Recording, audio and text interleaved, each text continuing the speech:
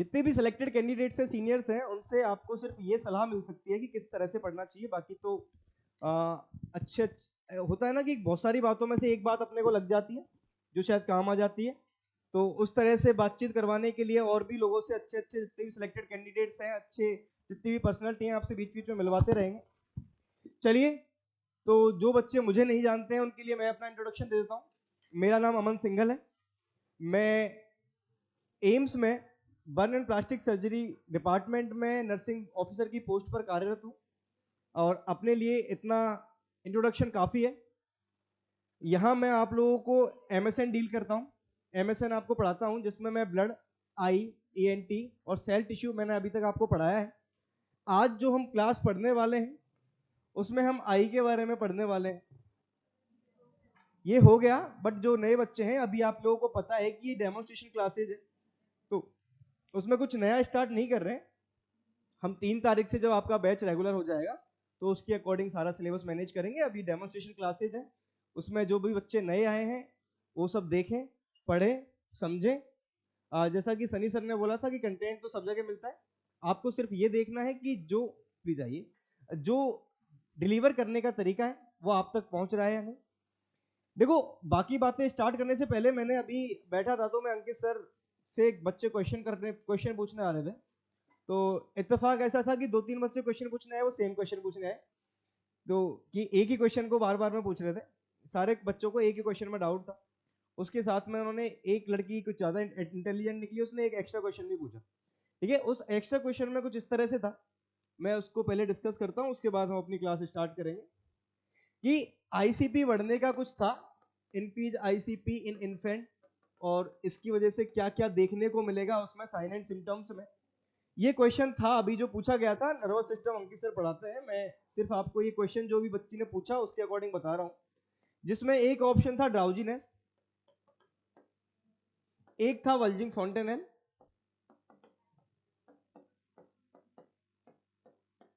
एक था वॉमिटिंग, और एक था इंक्रीज BP। इसमें शायद एक्सेप्ट था, ठीक है, और इसका आंसर था इंक्रीज BP। देखो, कुछ क्वेश्चंस को करने का तरीका, इसमें तो एक चीज ये भी है कि जब कसिंग ट्रायड की बात करेंगे तो सिस्टोलिक BP इंक्रीज होता है, ना कि डायस्टोलिक। तो ये तो सीधा सीधा आ गया कि जब BP की बात की है, इसमें आपको स्पेसिफाई नहीं किया है कि इसमें सिर्फ BP बोला है, ना कि सिस्टोलिक और डायस्टोलिक, ठीक है। लेकिन अगर आप इस तरह के क्वेश्चंस को देखोगे, अगर मैं बोलूं कि सीधा कुछ और आपको दिया जाता है यहाँ पे ऑप्शंस में, और फिर इंक्रीज BP होता, तो हम इसको करेक्ट मानते हैं या नहीं? सिम्टम है, BP तो बढ़ता है, सिस्टोलिक बढ़े चाहे डायस्टोलिक, BP तो बढ़ता है। लेकिन यहाँ पे क्या है, और क्वेश्चन आंसर सही है। इस तरह से मेरा कहने का मतलब ये है कि क्वेश्चन करने का एक तरीका जो आपको फॉलो करना है वो ये है कि 3 ऑप्शंस को हटा दो, ठीक है। आपका आंसर गलत होगा ही नहीं, किसी भी कंडीशन में नहीं होगा। ये आपकी टारगेट हाई का क्वेश्चन है, आप क्या लिख रहे हो? तो ये मेरा टॉपिक है ही नहीं, कहाँ लिख रहे हो आप? लिख, चलिए, तो आपको क्वेश्चन करने का तरीका जो है वो 3 ऑप्शंस हटा के करना है। कि 3 ऑप्शन जब आप हटा सकते हो तो आपकी जो एक्यूरेसी है वो 100% होगी उसको करेक्ट होने की, ठीक है। चलिए, ये हुई बात यहां तक। उसके बाद हम बात कर रहे हैं आई की। जो बच्चे नए आए हैं वो ज्यादा आंसर कीजिएगा, क्योंकि ये टॉपिक जो पुराने बच्चे हैं वो पढ़ चुके हैं। तो मैं ये पूछना चाह रहा हूं कि आई के बारे में आप लोग क्या क्या जानते हो। इस तरह से हम टॉपिक की शुरुआत किया करते हैं, तो आज भी वही सेम पैटर्न स्टार्ट करेंगे, और कि आई के बारे में आप लोग क्या क्या जानते हो, उसके बाद हम क्लास स्टार्ट करेंगे। हाँ जी, आई विजन में हेल्प करता है, और ऑर्बिटल कैविटी में क्या प्रेजेंट होती है? आई वॉल, और आई के बारे में, सॉरी,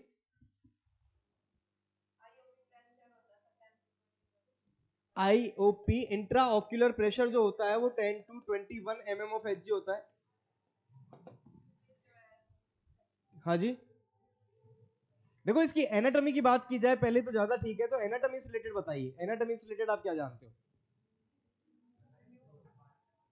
इसका साइज, प्यूपिल का साइज 2 से 5 mm, जो कि आपने शायद कल पढ़ा है। इसको हम थोड़ा आगे पढ़ेंगे, आगे देखेंगे, इससे रिलेटेड क्वेश्चन भी करेंगे। एक क्वेश्चन मैंने भेजा था बट शायद पीडीएफ तैयार नहीं हुई है उसकी, कोई बात नहीं, मैं उसको ऐसे भी करवा दूंगा आपको। चलिए और बताइए, एक्टोडर्म से और और मीजोडर्म,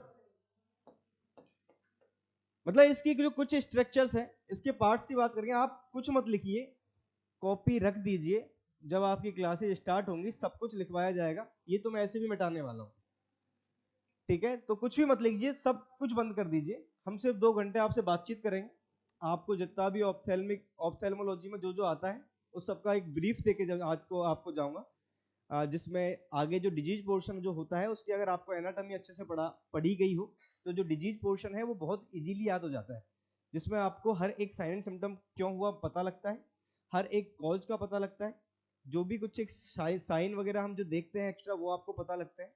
तो आप ब्रीफ सुनिएगा, आप सिर्फ इतना ही काम करना है हमें। मैं सिर्फ आपसे आज बातचीत करने आया हूँ, आई की स्ट्रक्चर आपको पढ़ाने आया हूँ। मैं सिर्फ एनाटॉमी आपको अच्छे से पढ़ा के जाऊंगा, उसके बाद हमारा आई यही कंप्लीट हो जाएगा इतने में। ये कैसे बोल रहा हूँ वो आप आपकी जब जैसे ही हमारा टॉपिक क्लियर होगा, इसको पढ़ाएंगे आपको, तो आपको समझ में आ जाएगा कि ये कैसे बोल रहा है मास्टर। चलिए, और हमने बताया कि जो आई है वो विजन के लिए जिम्मेदार होता है, देखने के लिए जिम्मेदार होता है। अरे लौंडो, जो लड़कियों को देखते हो किससे देखते हो? और तुम जो ये तिरछी तिरछी नजरों से लड़कियां देखती हो किससे देखती हो? आंखों से। तो ये जो है, ये आई है, ये विजन क्या हुआ, नहीं देखते? रोड सेल्स और कौन सेल्स से देखते हो? अच्छा, मैं सोचा आई की मसल्स हैं वो तिरछा विरछा देखने में हेल्प करती हैं। अच्छा जी, और डायमीटर की बात कर रहे हैं, कौन सा? एंटीरियो पोस्टीरियर, कितना? 2.4 to 2.5 वॉट? सेंटीमीटर। हाँ जी, नए बच्चे जो आए हैं वो कुछ बोलिए, आप लोगों का इंतजार है हमें। और कुछ? सरकमफेरेंस कितना?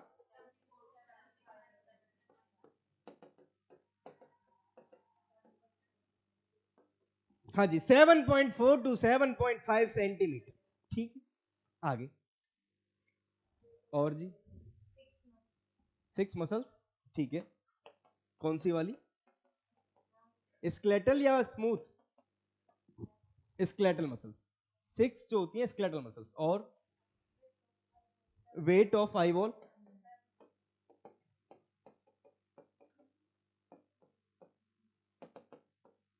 7 ग्राम्स। और वॉल्यूम? 7 से 12 ml। Refractive index, refractive index का मतलब कोई बता सकता है?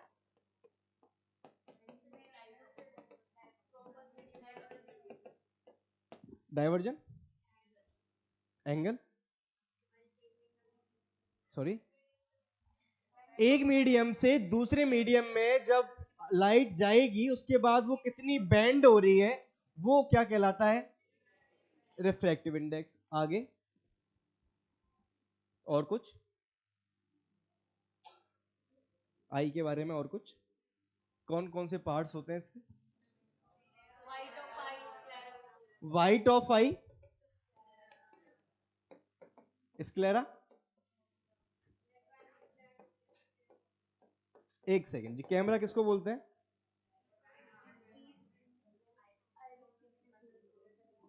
फंसे फंसे फंसे फंसे कहां? कैमरा किसको बोलते हैं?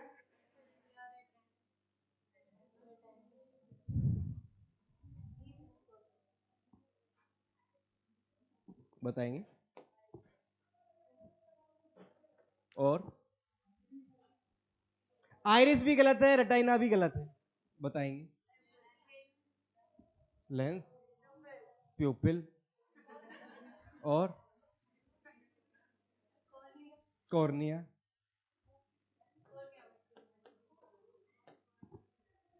और अब ये जो तुमने, हाँ फिल्म बोलते हैं इसको, हाँ ट्रांसप्लांट,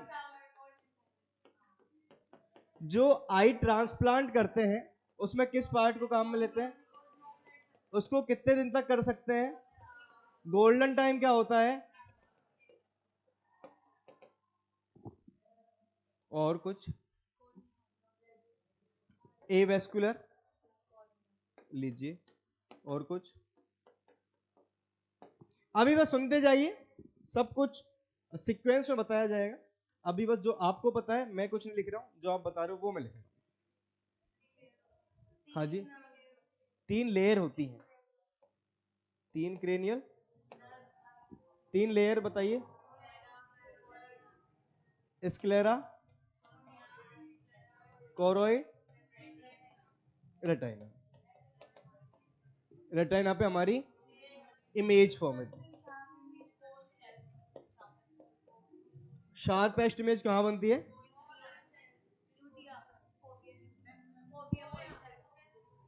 चलिए हम आई के बारे में डिस्कस कर रहे हैं। देखिए आई के बारे में सबसे पहले हम ये देखेंगे कि जो आई है हमारी,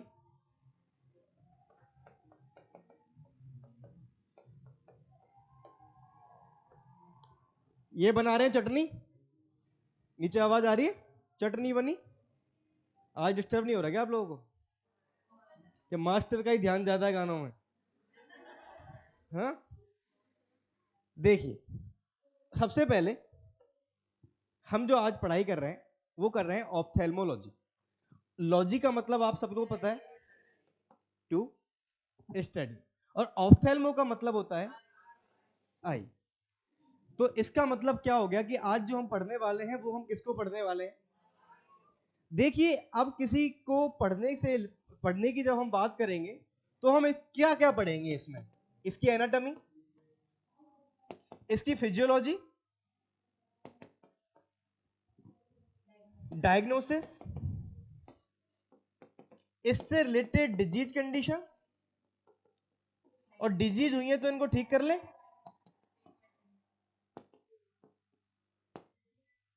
साथ में मैं प्रिवेंशन लिख दूं। तो ऑप्थेल्मोलॉजी के अंदर हम इन सब के बारे में पढ़ेंगे। ये सब किसकी, आई की एनाटॉमी पढ़ेंगे, फिजियोलॉजी पढ़ेंगे, इसके डिजीज कंडीशन पढ़ेंगे, डायग्नोसिस पढ़ेंगे, जितनी भी डिजीज कंडीशन है उनको प्रिवेंट कैसे किया जा सकता है उनको पढ़ेंगे, और इसका ट्रीटमेंट क्या होगा वो पढ़ेंगे, ठीक है। जिसमें सबसे पहले, और सबकी अगर हम बात करेंगे तो सबसे पहले तो हमें इसकी एनाटॉमी पता होनी चाहिए कि आई कौन सी होती है, क्या होती है, कितनी स्ट्रक्चर होती है, कौन सी स्ट्रक्चर कौन सा काम करती है, सुरक्षा का काम कौन करती है, इसका काम क्या होता है, उस काम को करवाने के लिए कौन सी नर्व जिम्मेदार है, ये सब होना चाहिए। कितने टाइम में कौन सा काम हो जाता है, कितने टाइम में ये करवाती है, ये सब पता होना चाहिए। चलिए तो सबसे पहले आप इसकी एनाटॉमी की बात करो, उससे पहले आपको पता होना चाहिए कि हमारे कितनी आंख होती हैं, क्या काम कर रही हैं, ये सब सिंपल हमें पता लग रहा है। इसके बाद ही हम चारों तरफ देख सकते हैं, सिर घुमाए बिना भी मैं अपनी आंखों को चारों तरफ कर सकता हूं, कुछ ना कुछ तो है इसमें। उसके बाद मैं इसको देख रहा हूं, मुझे ये इतना दिखाई दे रहा है। उसके बाद अगर मैं बात करूं आपसे कि अगर मैं उस लड़के को देख रहा हूं, हालांकि मुझे लड़कों को देखने में कोई इंटरेस्ट नहीं है, पर मैं देख रहा हूं, अगर मैं देख रहा हूं और मुझे वो वैसा दिख रहा है, तो कहीं ना कहीं हमारा ब्रेन वाला पार्ट काम कर रहा है, कहीं ना कहीं हमारा ब्रेन वाला पार्ट इस तरह से भी काम कर रहा है कि वो जैसा है मैं वैसा ही उसे देख पा रहा हूं।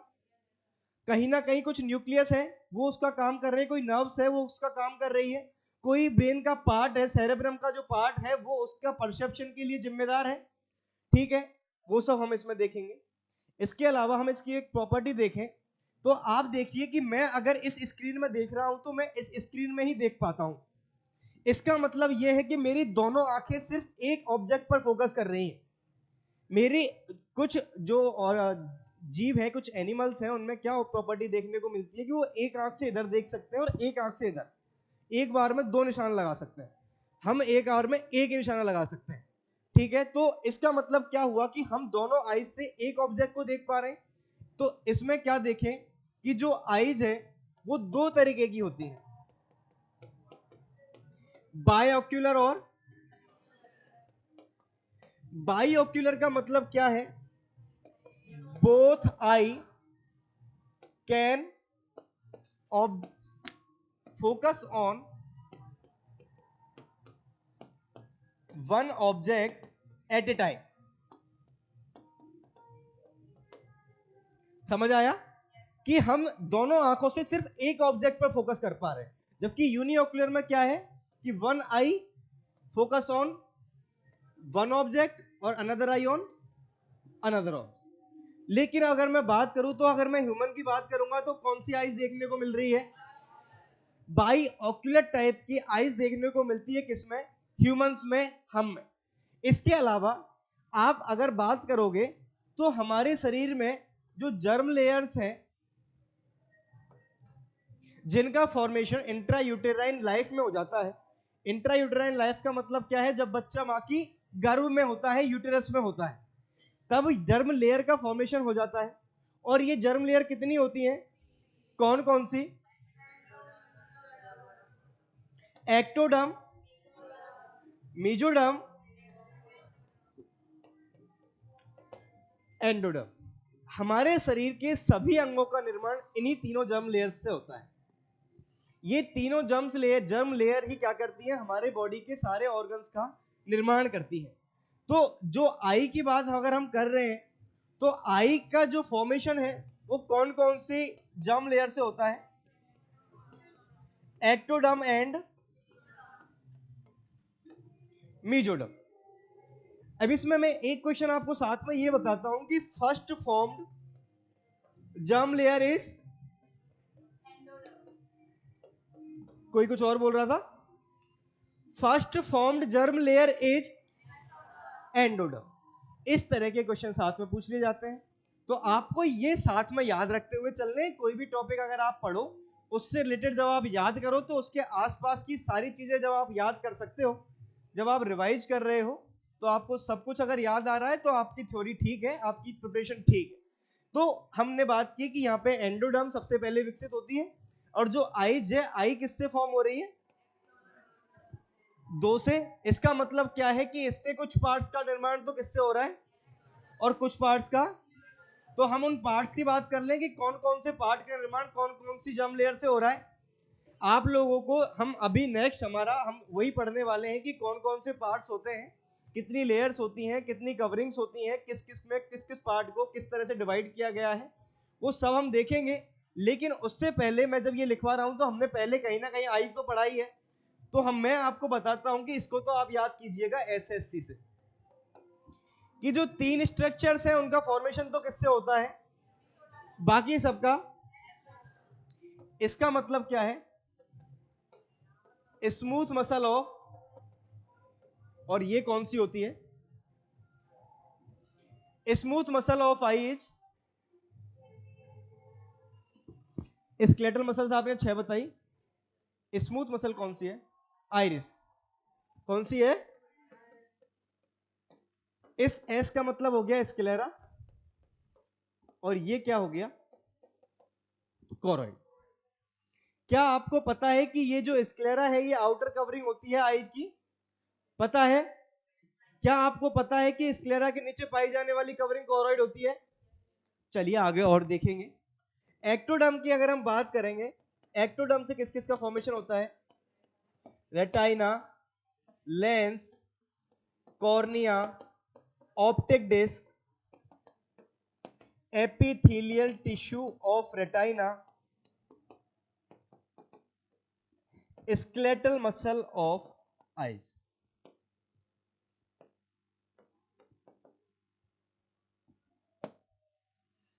इन सभी का फॉर्मेशन किससे होता है, एक्टोडर्म से।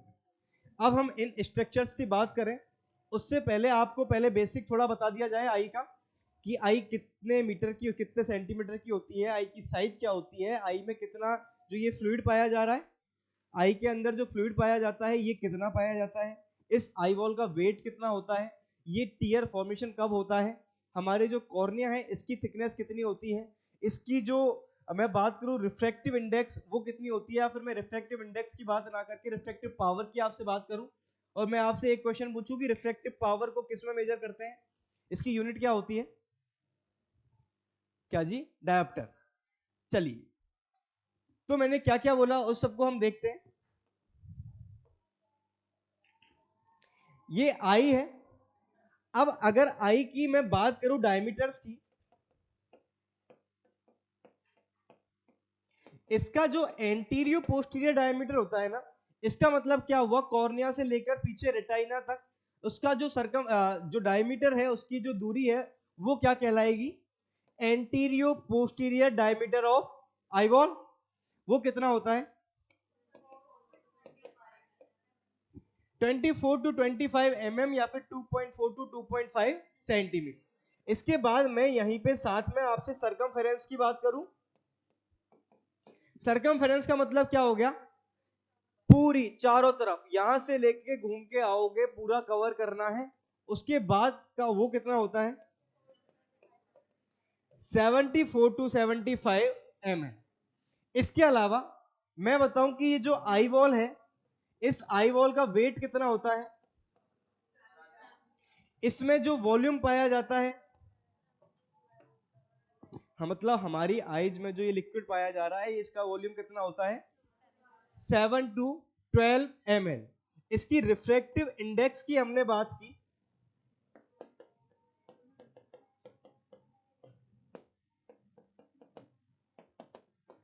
तो जो रिफ्रैक्टिव इंडेक्स है वो कितनी होती है। ये क्वेश्चन सीधे वन लाइनर आपसे पूछे जाएंगे, जिसमें मैं आपको एक दो चीज और बता देता हूं कि anterior posterior diameter at birth कितना होता है, 16.5 mm। अब इसमें एक क्वेश्चन और पूछा जाता है कि किस एज में जो anterior posterior diameter of eye wall है वो एडल्ट के बराबर हो जाता है, 7 ईयर्स।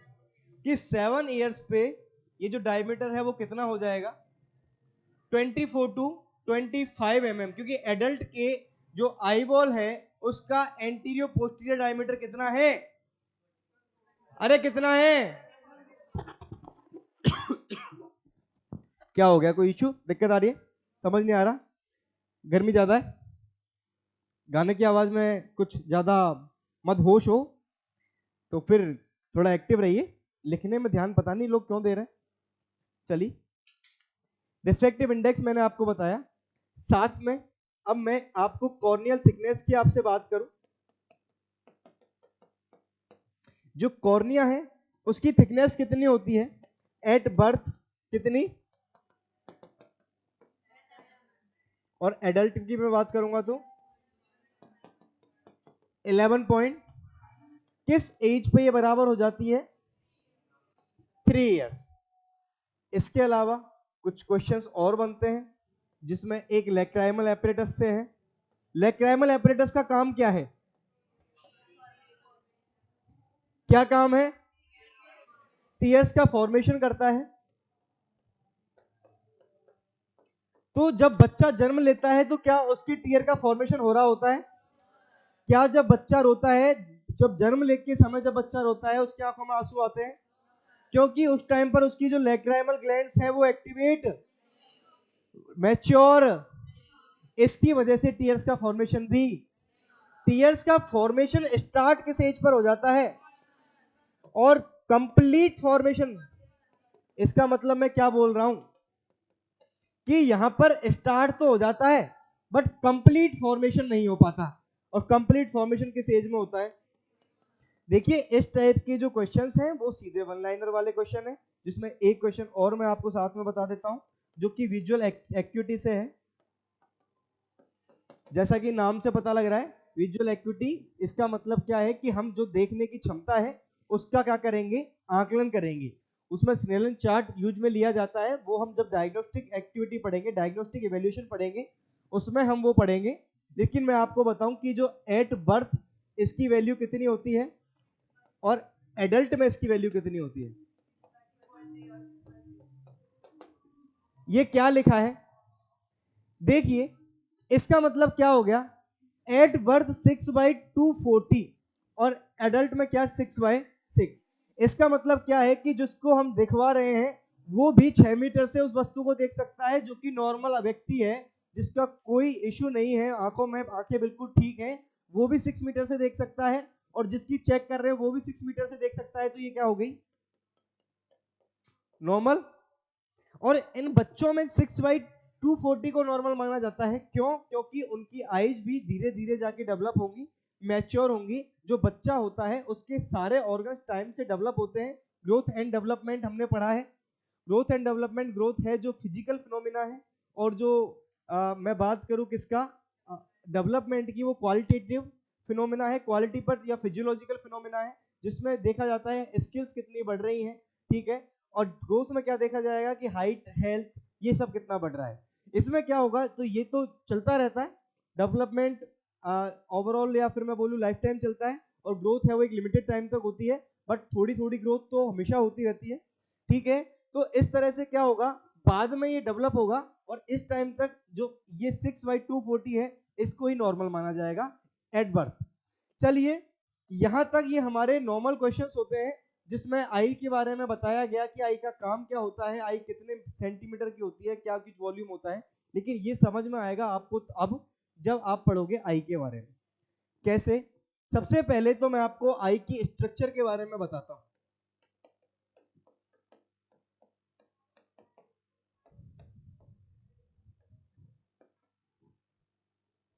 हमारा आज का जो मेन टॉपिक होने वाला है वो यही होने वाला है। हम इसी को स्टार्ट करेंगे, पूरा करने की कोशिश करेंगे, समझाने में। लिखवाऊंगा मैं कुछ भी नहीं आज। स्ट्रक्चर ऑफ आई वॉल का मतलब क्या हो गया कि एक तो ये आई वॉल जो किस किस से मिलकर बनी होती है, और साथ में हम क्या पढ़ेंगे इसकी, इसमें हम दो स्ट्रक्चर्स पढ़ेंगे। एक तो एसेसरी स्ट्रक्चर्स और दूसरी मेन स्ट्रक्चर। एसेसरी का मतलब सहायक, जितनी भी सहायक हैं, सहायता करती हैं आंख का काम करवाने में। आंख का काम विजन है, प्रॉपर विजन के लिए जो जिम्मेदार होती हैं वो कौन सी होती हैं, एसेसरी स्ट्रक्चर, जिसमें हम क्या क्या पढ़ते हैं, ऑर्बिटल कैविटी, आईलिड्स, आईलैसेज, ये तो समझ आएगा होगा, आईब्रोज, उसके बाद लैक्राइमल एपरेटस,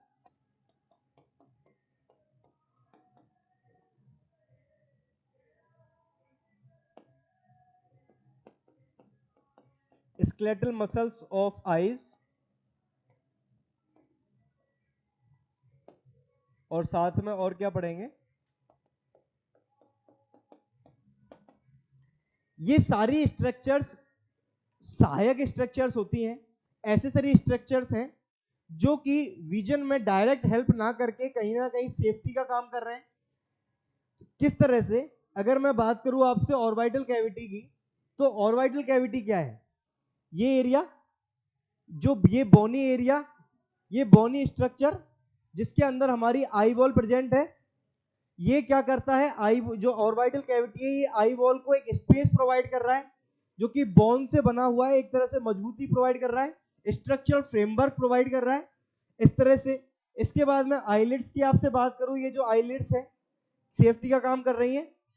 नीचे नीचे अगर मैं इसकी स्ट्रक्चर की आपसे बात करूंगा, तो सबसे पहले सबसे ऊपर एपिडर्मिस, एपिडर्मिस के नीचे डर्मिस, के नीचे आपको पता है ना स्किन की लेयर्स, सबसे ऊपर, सबसे ऊपर, उसके नीचे, उसके नीचे हाइपोडर्मिस या फिर सब क्यूटेनियस टिश्यू, उसके बाद मस्कुलर लेयर, उसके बाद में नीचे नीचे इसमें क्या पाई जाती है, एक म्यूकस लेयर, जो कि कैसी होती है, जिसको क्या बोलते हैं, कंजक्टाइवा। अगर आप अपनी आई लिड को ऊपर उठा के ट्राई करोगे, देखोगे, तो यहाँ देखोगे कि यहाँ पर एक थिन म्यूकस मेम्ब्रेन पाई जाती है, और वो क्या होती है, कंजक्टाइवा। तो ये आईलिड भी क्या आपको डस्ट पार्टिकल से बचा रही है। डस्ट पार्टिकल जो आते हैं, हमारी आंख बंद हो जाती है, आईलिड्स आई वॉल को कवर कर लेती है, इस तरह से डस्ट पार्टिकल से, इंफेक्शन से प्रिवेंट करने का काम करती है, कहीं ना कहीं आई को बचा रही है, हमारे विजन को परफेक्ट बना रही है। आईलेसेज भी कुछ इस तरह का ही काम कर रही है क्या? इन डस्ट पार्टिकल्स को ट्रैप करके रखती है, आईलिड्स तक या आई वॉल तक पहुंचने देती है क्या? नहीं ना। इसके बाद आईब्रो भी कुछ इस तरह का ही काम कर रही है। ये सारे काम स्ट्रक्चर का हो गया। इसके बाद लैक्राइमल एपरेटस, अगर मान लो डस्ट पार्टिकल इनसे निकल के पहुंचता भी है तो ये लैक्राइमल एपरेटस क्या करता है? क्या काम है लैक्राइमल एपरेटस का? क्या काम है? टीयर्स का फॉर्मेशन। टीयर्स को हम जानते हैं किस नेचर का होता है? हाँ जी, एल्कलाइन। देखिए मैं आपको बताऊं, इसका जो पीएच है वो होती है 6.8 टू 7.3। अगर मैं इसकी एवरेज पीएच की आपसे बात करूंगा वो होती है 7.1, जिसकी वजह से आप इसको बोल रहे हो एल्केलाइन। लेकिन इसकी जो पीएच है ये डिफर करेगी अकॉर्डिंग टू टाइम पीरियड। अगर आप अर्ली मॉर्निंग जब सोते हुए जैसे ही आंख खुलती है उस टाइम पर अगर स्वैब लेके टीयर की पीएच को चेक करोगे तो उस टाइम पर इसकी पीएच जो है वो एसिडिक देखने को मिलती है। उसके बाद जैसे जैसे दिन बढ़ता है उसके अकॉर्डिंग फिर ये एल्केलाइन देखने को मिलती है, क्योंकि सोते वक्त उसमें सियालिक एसिड या एसिड के फॉर्मेशन होने की वजह से ये एसिडिक होती है। ठीक है, तो इसकी जो पीएच है वो डिफर करती है। इसको एल्केलाइन बहुत ज्यादा ही स्लाइटली, वेरी स्लाइटली ये एल्केलाइन नेचर की होती है। इसके अलावा ये बैक्टीरियोसाइडल नेचर होता है। कौन से नेचर का होता है? Because of presence of lysozyme enzyme.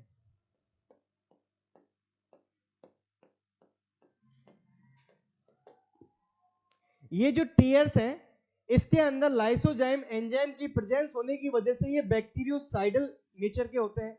Bacteriocidal का मतलब क्या है? जो बैक्टीरिया को, बैक्टीरियोस्टेटिक का मतलब जो उसकी प्रोसेस को, जो उसकी ग्रोथ को कम कर दे, रोक दे। ठीक है, ये क्या करेंगे? बैक्टीरियोसाइडल नेचर के होते हैं। अगर कोई माइक्रो ऑर्गेनिज्म इन स्ट्रक्चर्स को क्रॉस करके हमारी आई बॉल तक पहुंचता भी है तो ये क्या करेगा? टीयर्स का फॉर्मेशन करेगा। और टीयर्स हम जानते हैं, जैसा कि हमने देखा है, ये किस नेचर के होते हैं? बैक्टीरियोसाइडल नेचर के होते हैं। तो ये क्या करेंगे? उस बैक्टीरिया को किल कर देंगे, यही किल कर देंगे। इस तरह से ये भी इंफेक्शन को बचा रहे हैं। एक जाना पानी का बोल के आना, लड़का जाना। ठीक है, इसके अलावा skeletal muscles of I. Skeletal muscle में आपको पता है कि स्केलेटल मसल कितनी होती है? कौन कौन सी?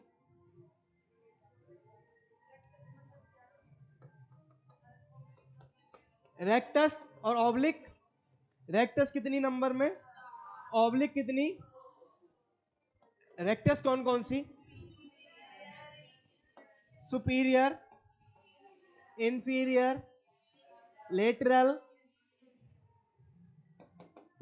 मीडियल। सुपीरियर का मतलब तो क्या हो गया? ऐसी मसल जो आई बॉल की मूवमेंट किस तरफ करवाएगी? ऊपर, सुपीरियरली। ये साइड में, आउटसाइड, मीडियली, इनसाइड, इनवर्ड। ये नए बच्चे जितने भी आए समझ आ रहा है उनको?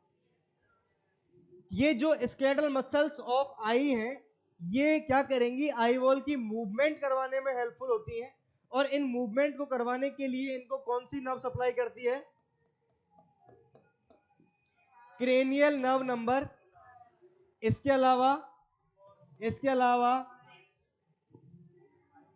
सिक्स। सिक्स नाम बताओगे इनके? नए बच्चे कोई भी अपनी मर्जी से। क्रेनियल नर्व नंबर थर्ड का नाम?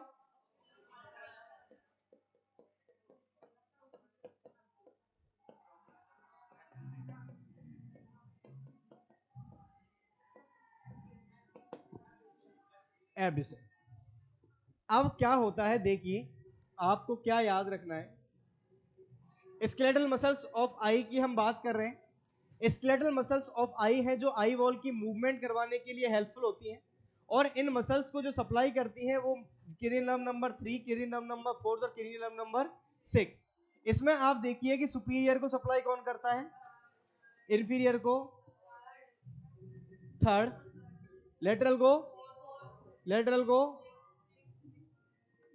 सिक्स्थ, मीडियल को थर्ड। इसके बाद ये superior rectus, inferior rectus, medial rectus, lateral rectus. इसी तरह से यहां पे कौन कौन सी पाई जाएंगी? सुपीरियर ऑब्लिक और इंफीरियर ऑब्लिक।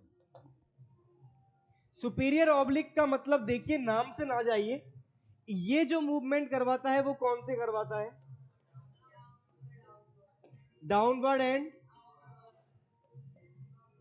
इंफीरियर ऑब्लिक कौन से करवाता है?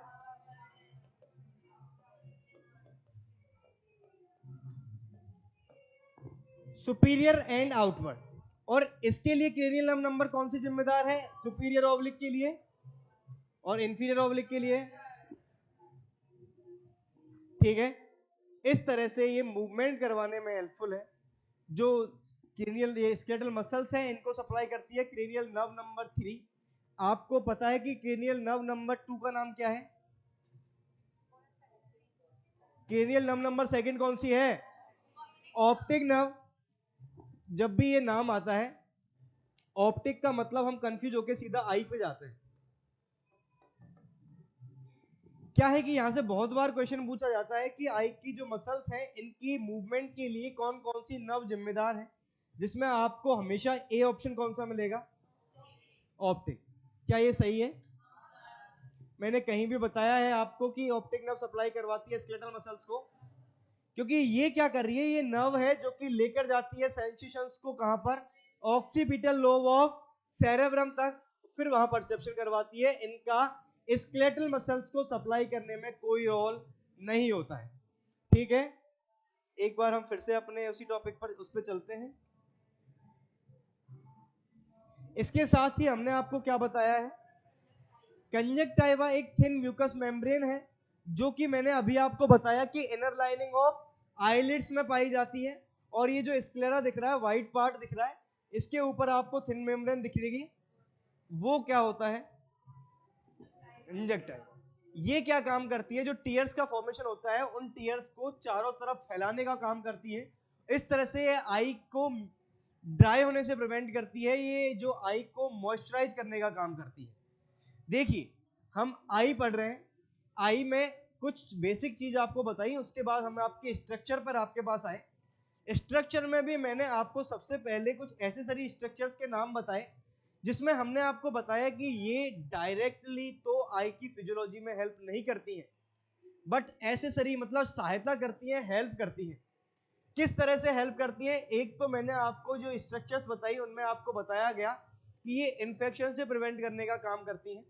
डस्ट पार्टिकल्स को, माइक्रो ऑर्गेनिज्म को हमारे आई के अंदर एंटर होने से प्रिवेंट करने का काम करती हैं। वो स्ट्रक्चर्स हमने कौन कौन सी बताई? ये आईब्रो बताई क्या? ये आईब्रो बताई क्या? ये आईलेसेज बताई क्या? ये आईलिड बताई क्या? ये जो ऑर्बिटल कैविटी है, ये आपको बताया कि स्ट्रक्चरल फ्रेमवर्क का काम करती है। एक बोनी कैविटी है जिसके अंदर जो आई बॉल है वो ऑक्यूपाई रखती है, स्पेस ऑक्यूपाई करती है और वहां स्थित रहती है। उसके बाद में आपको कंजक्टाइवा के बारे में बताया गया, ये बताया गया कि ये आई को मॉइस्चराइज रखने का काम करती है। उसके बाद में आपको लैक्राइमल ग्लैंड के बारे में बताया गया, जिसका काम क्या है? टीयर्स का फॉर्मेशन करने का काम है। कोई भी माइक्रो ऑर्गेनिज्म हमारी आई में एंटर हो जाए तो उसको किल करने का काम कौन करता है? टीयर्स। जो कि किसकी वजह से करते हैं? क्योंकि इनमें क्या प्रेजेंट होता है? लाइसोजाइम एंजाइम इनमें प्रेजेंट होता है। उसके बाद में आपको स्केलेटल मसल्स के बारे में बताया। स्केलेटल मसल्स 6 होती हैं। स्मूथ मसल कौन सी? आइरिस। स्केलेटल मसल्स 6 होती हैं, जिनको बताया गया कि ऑब्लिक और रेक्टस। तो रेक्टस तो कितनी, ऑब्लिक कितनी? रेक्टस में 4 कौन कौन सी? जैसा कि नाम बता रहा है, ये मूवमेंट ही उसी तरफ करवाती है। सुपीरियर किधर? इंफीरियर किधर? लेटरल किधर? मीडियल किधर? मीडियल किधर? इनवर्ड। मीडियल किधर? इनवर्ड। अगर मैं ऑब्लिक की बात करूं तो यहां पर नाम में ना जाके आपको उल्टा करना है। सुपीरियर ऑब्लिक किस तरफ मूवमेंट करवाती है? Downward and. जबकि अगर इंफीरियर ऑब्लिक की बात करेंगे तो अपवर्ड एंड आउटवर्ड।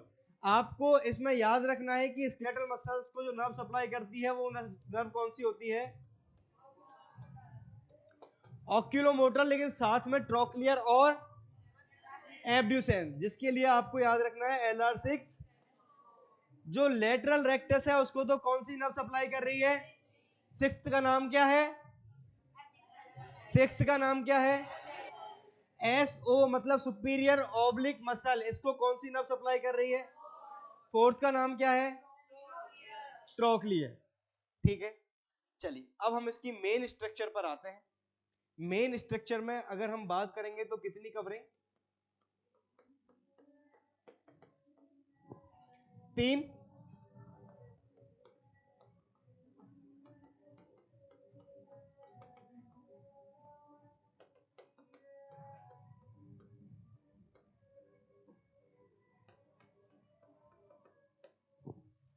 जो आउटर कोट है इसको क्या बोलते हैं? देखिए, आप मोस्टली जितनी भी स्ट्रक्चर्स पढ़ोगे ना उसमें बाहरी स्ट्रक्चर को फाइब्रस कोट ही पढ़ोगे, मतलब जो फाइब्रस से बनी होगी, क्योंकि जो बाहरी स्ट्रक्चर है उसका मेन काम क्या है? प्रोटेक्शन, सुरक्षा प्रदान करना। तो वो सुरक्षा कब प्रदान कर सकता है? जब वो बॉडी मजबूत हो, जब वो एक ऐसा आवरण बना ले, ऐसी एक लेयर बना ले कि उसके अंदर ही कुछ ना घुस पाए, जब उसके अंदर वो ट्रॉमा अगर कोई हो, किसी भी चीज से ब्लंट अगर कोई इंजरी होनी हो उससे प्रिवेंट कर सके, किसी चीज को अंदर एंटर होने से बचा सके। तो जो भारी स्ट्रक्चर होती है वो कौन सी होती है? फाइब्रस। ये कौन सी है? Vascular code. और इनर जो लेयर है वो किससे मिलकर बनी होती है? रेटाइना। अब आप देखिए, जो आउटर कवरिंग है इसमें कौन कौन सी स्ट्रक्चर्स प्रेजेंट है?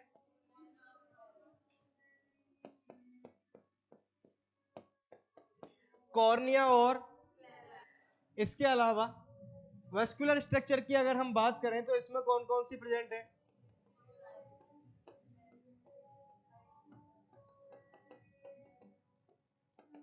सीलियरी बॉडी, आइरिस, और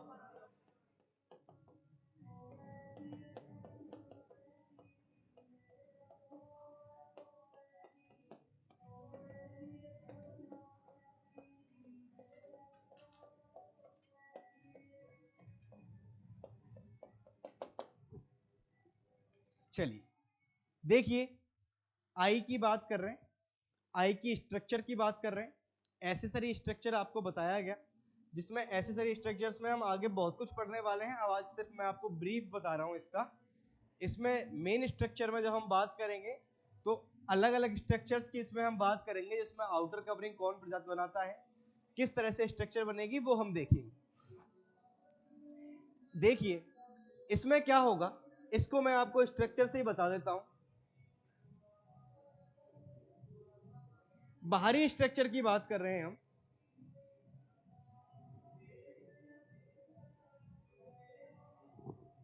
ऐसा कोई है जिसका नाचने का मन कर रहा है? नहीं? ठीक, बड़ा गंदा सा फेस बनाया था। चलिए, हाँ, तो बाहरी स्ट्रक्चर में हम बता रहे हैं कि बाहरी स्ट्रक्चर को कौन बनाता है? बाहरी लेयर को, अरे बाहरी लेयर को कौन बना रहा है? कौन बना रहा है? Sclera and cornea, anterior part या पोस्टीरियर? तो लिख दे क्या यहाँ? ये पार्ट कौन सा हो गया? अरे ये पीछे वाला कौन सा है? स्क्लेरा आउटर कवरिंग है, सबसे आउटर कवरिंग है, जो कि इसको आघातों से बचाएगी। इसके अंदर आपको मिडल लेयर बताई गई, मिडल लेयर में 3 चीज बताई गई।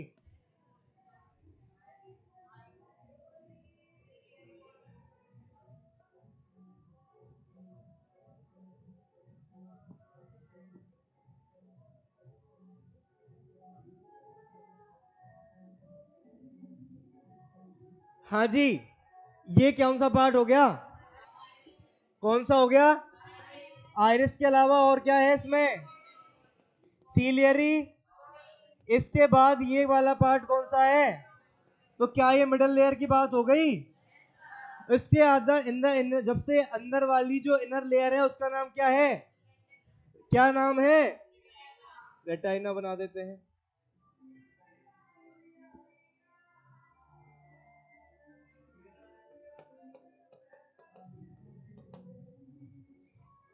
तो जो जो लिखे थे वो बना लिए। सबसे आउटर कौन बना रहा है?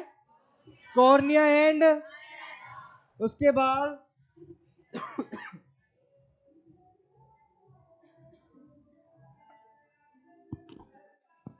उसके बाद मिडल लेयर की बात कर लें, कौन कौन सी हो गई? आइरिस, सीलियरी बॉडी, और इस सीलियरी बॉडी के ऊपर एक फिंगर लाइक प्रोजेक्शन दिख रहे हैं, इनको क्या बोलते हैं? सीलियरी। इसका काम क्या है? जितनी तेज में चिल्लाया था ना, एक दो तो बोल देते। एक्वस ह्यूमर का एक्वस ह्यूमर का प्रोडक्शन जो कि कहां पे देखने को मिलेगा? एंटीरियर एंटीरियर चैम्बर या सेगमेंट?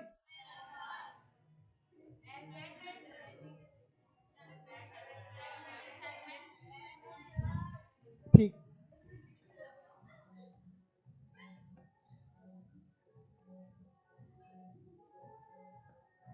ये क्या है? अरे ऊपर वाला ये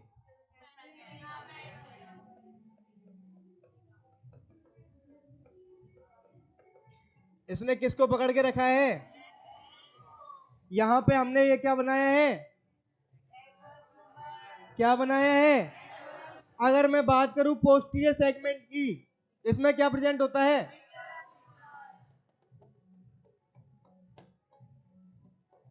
विट्रस ह्यूमर। ये पोस्टीरियर सेगमेंट है ना कि चैम्बर। क्या है? ये क्या है? एंटीरियर। एंटीरियर सेगमेंट में दो पार्ट होते हैं, एंटीरियर चैम्बर और, सबको समझ आ रहा है क्या ये? एंटीरियर चैम्बर और, देखिए ये क्या हो रहा है यहां पे, हमने सबसे पहले बताया ये वाला पार्ट कौन सा? कॉर्निया का। ये पोस्टीरियर वाला पार्ट कौन सा?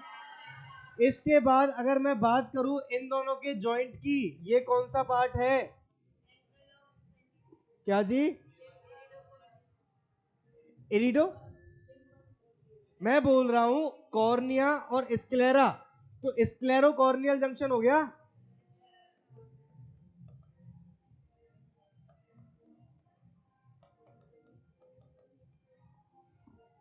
जहां पर ये कॉर्निया और स्क्लेरा मिल रहे हैं उस जंक्शन को हमने क्या बोला? लिम्बस। नाम से अगर देखा तो स्क्लेरोकॉर्नियल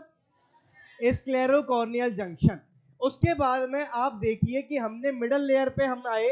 मिडल लेयर में ये हमने इसका पार्ट बताए थे, कौन कौन से? आइरिस, सीलियरी बॉडी और कोरोइड। ये वाला पार्ट कौन सा? ये वाला। ये कंटिन्यूएशन में आइरिस और सीलियरी बॉडी है। सीलियरी बॉडी पे एक फिंगर लाइक प्रोजेक्शंस पाए जा रहे हैं, इनके क्या बोला? क्या बोला? सीलियरी प्रोसेस क्या करते हैं? एक्वस ह्यूमर का। इसके बाद मैंने बताया कि जो एक्वस ह्यूमर है, क्या ये एंटीरियर चैम्बर में पाया जाता है?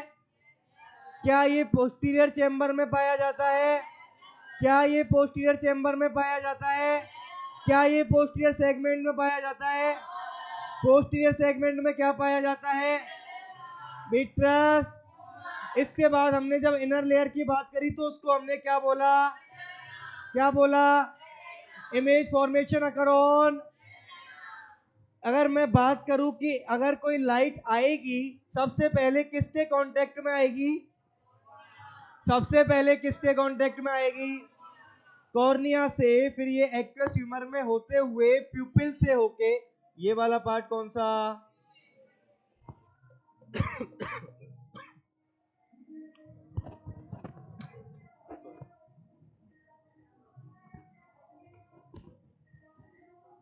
हाँ जी, ये जो आइरिस था, क्या इसने एंटीरियर सेगमेंट को दो पार्ट्स में डिवाइड किया है क्या? कौन कौन से? एंटीरियर और पोस्टीरियर। एंटीरियर चैम्बर है वो कहां से कहां तक, कॉर्निया से लेके आइरिस तक। उसके बाद पोस्टीरियर चैम्बर कहां से, आइरिस से लेके लेंस तक। और इन दोनों में ही कौन सा फ्लूइड है, पीछे। मैं आपको साथ में बता देता हूं कि जो एक्वेस ह्यूमर है इसका अमाउंट कम होता है, विट्रस ह्यूमर का अमाउंट ज्यादा होता है। एक्वेस ह्यूमर है वो क्लियर होता है, ट्रांसपेरेंट होता है, जबकि जो विट्रस ह्यूमर है वो जेली लाइक होता है, सेमी सॉलिड होता है। और इसका सेमी सॉलिड होने का जो कारण है वो है हाई एल्यूरोनिक एसिड की प्रेजेंस। इसके कंपोजिशन की जब हम बात करेंगे तो विट्रस ह्यूमर के कंपोजिशन में हम देखेंगे कि हाई एल्यूरोनिक एसिड पाया जाता है, जो कि इसको सेमी सॉलिडनेस प्रोवाइड करता है। ठीक बात। चलिए अब आप एक चीज और देखिए, जब हम इसकी विजन की बात करेंगे तो सबसे पहले जो लाइट आई, लाइट कहां पे आई, कॉर्निया पे आई, सबसे एंटीरियर पार्ट पे आई। और सबसे एंटीरियर पार्ट कौन सा है, कॉर्निया। कॉर्निया क्या करेगा, इनको रिफ्लेक्ट करेगा, रिफ्लेक्शन का काम करेगा। रिफ्रैक्टिव पावर जो हमारी आई की होती है वो टोटल कितनी है, कितनी है, only by cornea 44 dioptre and by lens 16 dioptre, जो कि 16 to 18 हो जाता है और 40 to 44 हो जाता है। ठीक है, तो ये क्या करेगी, हमने बताया कि इसकी रिफ्लेक्टिव पावर बहुत ज्यादा है, रिफ्लेक्शन करेगी। रिफ्लेक्शन का मतलब क्या हो गया, जब एक मीडियम से दूसरे मीडियम में लाइट वेव्स आएंगी तो वो बेंड होंगी, क्योंकि वो बाहर से तो किस मीडियम से आ रही हैं, एक लाइट मीडियम से, वो किस में जाएंगी, डेंस मीडियम में, तो क्या करेंगी, बेंड करेंगी। अब ये बेंड करके ये यहां पर क्या होगा, प्यूपिल। प्यूपिल क्या काम करता है, प्यूपिल क्या काम करता है, लाइट को, हाँ जी, ये कंट्रोल करता है कि हमारी बॉडी में, सॉरी हमारी आई में जो एंटर होने वाली लाइट है ना, उसके अमाउंट को कंट्रोल करने का काम करता है कि कितनी लाइट हमारी आई में जानी चाहिए। अगर हम बात करें डिम लाइट में, डिम लाइट में ये अपनी साइज को बड़ा कर लेता है, ठीक है। और अगर मैं ब्राइट लाइट की बात करूं तो ये अपनी साइज को छोटा कर लेता है। क्यों, ब्राइट लाइट में ये चाहेगा कि जो लाइट है उसकी अमाउंट कम पहुंचे, कम एंटर हो, जिससे कि डैमेज होने के चांसेस कम हो जाए, कोई भी स्ट्रक्चर डैमेज ना हो। और डिम लाइट में ये अपनी साइज को डायलेट कर लेता है। इसके लिए इसमें मसल्स पाई जाती हैं। इसकी साइज को मेंटेन करने का काम कौन करता है, आइरिस। जो आइरिस है यही प्यूपिल की साइज को कंट्रोल करने का काम करता है। इसके लिए इसमें मसल्स पाई जाती हैं, और वो मसल्स होती हैं कॉन्स्ट्रिक्टर मसल और रेडियल मसल। कॉन्स्ट्रिक्टर जैसा कि नाम से पता लग रहा है ये सर्कुलर शेप में होती है, सर्कुलर मसल्स होती हैं। ये क्या करेंगी, कॉन्स्ट्रिक्ट कर देंगी, मायोसिस का काम करेंगी। उसके बाद मायोट्रेट्रिक मसल होती हैं जो कि रेडिएटर मसल्स हैं, वो क्या काम करेंगी, इसको डायलेट करने का काम करेंगी, जिसमें प्यूपिल की जो नॉर्मल साइज आपको याद रखनी है वो है 2 to 8 mm, ठीक है, ये याद रखनी है आपको, 2 to 5 नहीं। और सब्जेक्ट्स में जो पढ़ाया जाता है वो इस तरह से बता दिया जाता है जो कि उस सब्जेक्ट में पर्टिकुलर बुक में लिखा होता है। अब जब हम प्यूपिल की बात आई में कर रहे हैं तो आपको परफेक्ट बताया जाएगा, जिससे कि क्वेश्चन उसी के अकॉर्डिंग होने हैं। तो आपको जो याद रखना है वो कौन सा रखना है, 2 to 8 mm। क्या ये लाइट के अकॉर्डिंग वरी करेगी, क्या इसकी साइज प्रेजेंस ऑफ लाइट के अकॉर्डिंग वरी करेगी। तो इन डिम लाइट में बोलूं तो ये ज्यादा होगा या कम होगा, तो ज्यादा कितना होता है, अगर मैं ब्राइट लाइट की बात करूं तो कितना होगा, 2 to 4 mm। इसके साथ ही यहां पर एक टर्म होती है एन आइसोकोरिया। हमारी दोनों आंखों में पाए जाने वाले प्यूपिल की साइज इक्वल होती है, समान होती है। अगर इनकी साइज में मोर देन 0.4 mm का डिफरेंस आ जाए, अगर हमारी दोनों आंखों में पाए जाने वाले प्यूपिल की साइज में मोर देन 0.4 mm का डिफरेंस आ जाए तो उस कंडीशन को हम क्या बोलते हैं? एनआइसोकोरिया।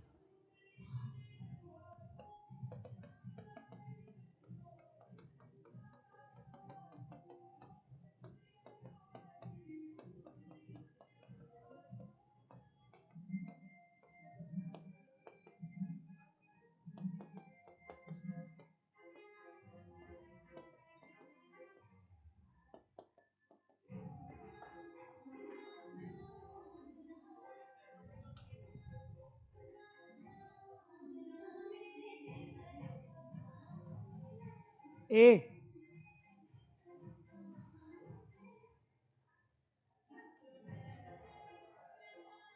बी, सी, डी।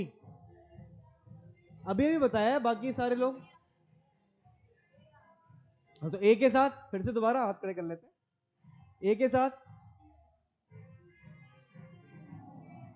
बी के साथ, बड़े,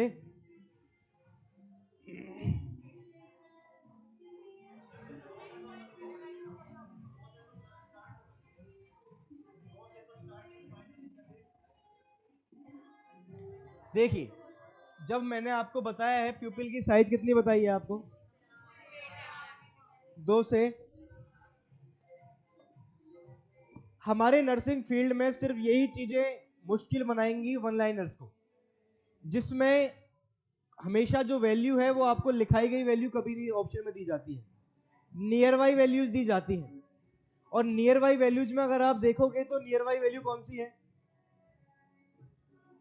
1.5 to 8 mm, क्योंकि कुछ बुक्स में इसको 1 to 8 बोला गया है, ठीक है। तो इसलिए इसका जो आंसर आता है वो 1.5 to 8 mm है। ये शायद एक दो बुक्स में दिया हुआ है ये क्वेश्चन, जिसमें बच्चे कंफ्यूज हुआ करते हैं। कंफ्यूज होने की जरूरत नहीं है, आपका जो आंसर होगा वो बी होगा, 1.5 to 8 mm, क्योंकि इसकी जो रेंज में बात की जाए तो इसकी जो साइज है वो 1 to 8 mm बोली जाती है। किसी को कोई दिक्कत? हम स्ट्रक्चर पे अपने वापस आते हैं।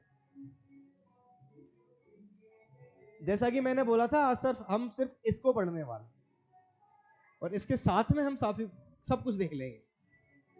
देखिए, तो हम बात, जो लाइट वेव्स हैं वो बाहर से आ रही हैं, आके किससे रुक रही हैं? किस पे पड़ रही हैं? कॉर्निया से रिफ्लेक्शन हुआ, रिफ्रैक्शन होके जो लाइट वेव्स जितनी आ रही हैं उनके अमाउंट को कंट्रोल करने का काम कौन करेगा? प्यूपिल से जो लाइट है वो कहां पड़ेगी? लेंस क्या करेगा? लेंस क्या करेगा?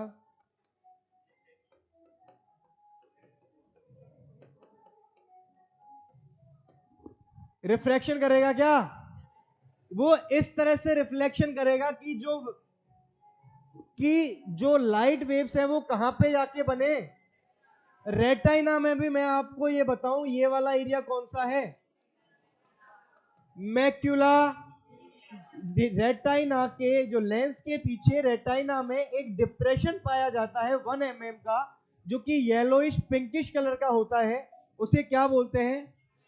काफी बार ये येलो स्पॉट नाम से पूछ लिया जाता है। इसके अलावा इसमें भी एक पर्टिकुलर लोकेशन होती है, एक डिप्रेशन प्रेजेंट होता है, उसे क्या बोलते हैं? Fovea centralis. ये जो फोविया सेंट्रलिस है, इसमें क्या पाए जाते हैं? Cone cells.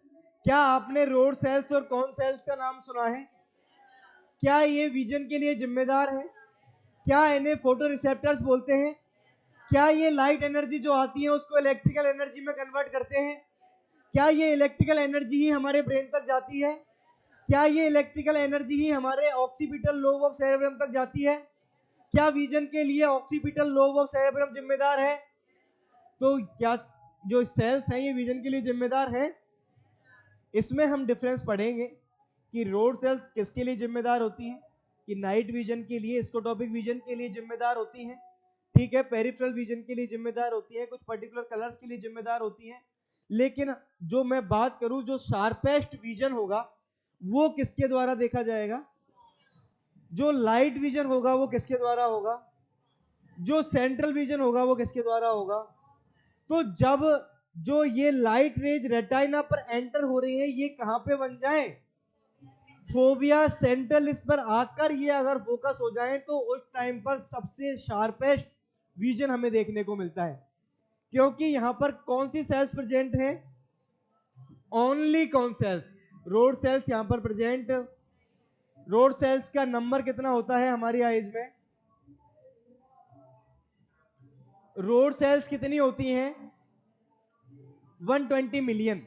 और कौन सेल्स? 6 मिलियन। ठीक है, ये अमाउंट है हमारी आइज में प्रेजेंट होने वाले सेल्स का। इसके बाद जब ये सेल्स जो है, ये जो लाइट रेज है, ये जो रेटाइना पर फोकस हुई, उसके बाद ये जो सेल्स हैं ये क्या करेंगी? इनको किस में कन्वर्ट करेंगी? इलेक्ट्रिकल एनर्जी में। देखिए हम आगे पढ़ेंगे जिसमें हमने ये पढ़ा है, हमने देखा, देखो कॉर्निया की अगर मैं बात करूं तो एंटीरियर पार्ट हो गया, एंटीरियर पार्ट है, छोटा पार्ट है। जो एंटीरियर कवरिंग है उसका ओनली, जो आउटर कवरिंग है उसका ओनली 1/6 पार्ट ये बनाता है। उसके बाद जो व्हाइट स्क्लेरा है, ये व्हाइट ऑफ आई है। ये जो व्हाइट दिख रहा है हमारे आईज का, ये सारा स्क्लेरा वाला पार्ट है। ये स्क्लेरा है जो कि कितना पोर्शन बना रहा है? 5/6 पोर्शन बना रहा है। जिस जगह पर ये कॉर्निया और स्क्लेरा मिले उस जगह को हमने क्या बोला? लिम्बस। उसके बाद हमने मिडल लेयर की बात करी। मिडल लेयर में सीलियरी बॉडी के बारे में हमने देखा। सीलियरी बॉडी की सतह पर कुछ फिंगर लाइक प्रोजेक्शंस पाए जा रहे थे, जो कि क्या, किसे क्या बोल रहे थे? क्या बोल रहे थे उन्हें हम?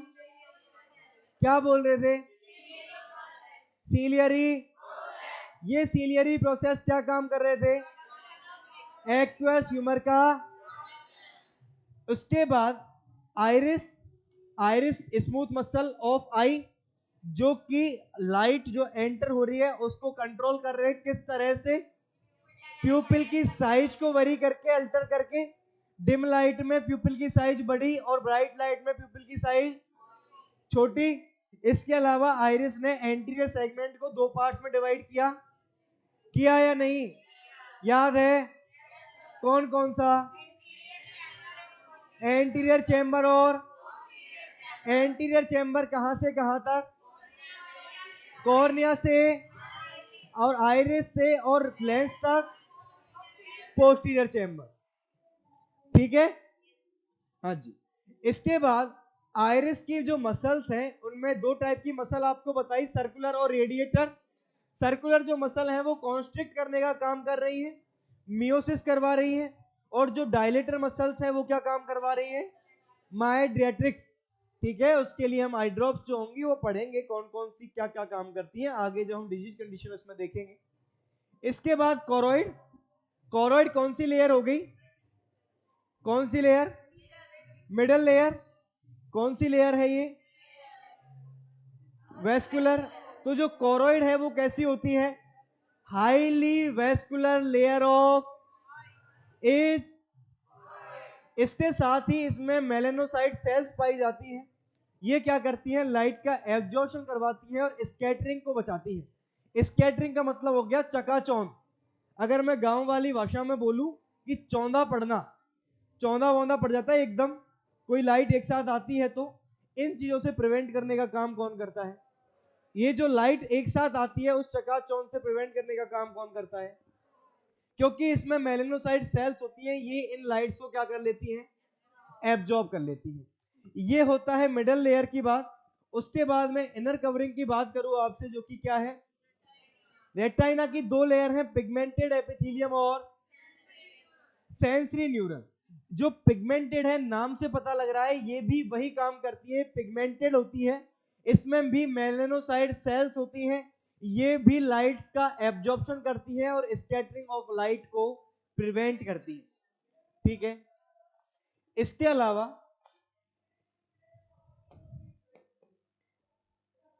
अगर मैं आपसे सेंसरी न्यूरल की बात करूं तो इसमें 3 टाइप की सेल्स पाई जाती हैं। फोटोसेप्टर्स,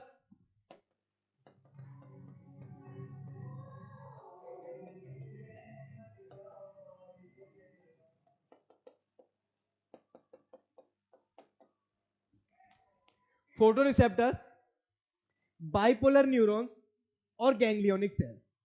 जो फोटो रिसेप्टर्स हैं उनमें किस किस को इंक्लूड करते हैं हम? रोड्स एंड रोड्स में आपको बताया कितनी, ये कितनी, इन दोनों में ही कौन सा न्यूरोमीटर पाया जाता है?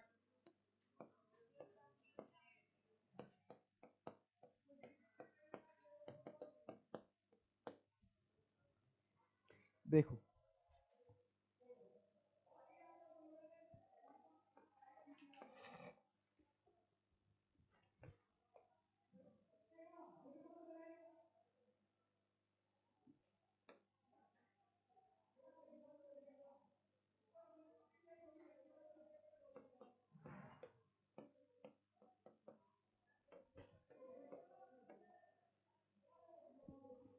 इनमें इनका जो टर्मिनल बटन है ना, इन दोनों के ही टर्मिनल बटन में ग्लूटामेट न्यूरोट्रांसमीटर पाया जाता है। ठीक है, इसके साथ ही यहां पर कौन सा पिगमेंट पाया जाएगा? रोडोप्सिन। और यहां पर आयोडोप्सिन। ठीक है, ये कुछ पर्टिकुलर कलर्स के लिए जिम्मेदार होते हैं, वो हम देखेंगे। चलो देख लेते हैं, जिसमें एक रेड है, एक ग्रीन है, और कौन सा है? एक आपको बताए थे क्लोरो से रिलेटेड बताया था, एक इरिथ्रो से रिलेटेड बताया था, एक साइनो बताया था, ब्लू कलर।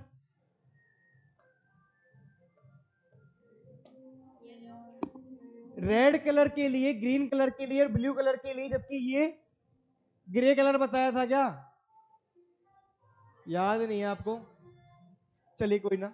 ये नाइट विजन के लिए जिम्मेदार होता है। रोड सेल्स जो होती हैं, कौन सेल्स हैं ये? ब्राइट विजन के लिए या फिर लाइट विजन के लिए जिम्मेदार होती हैं।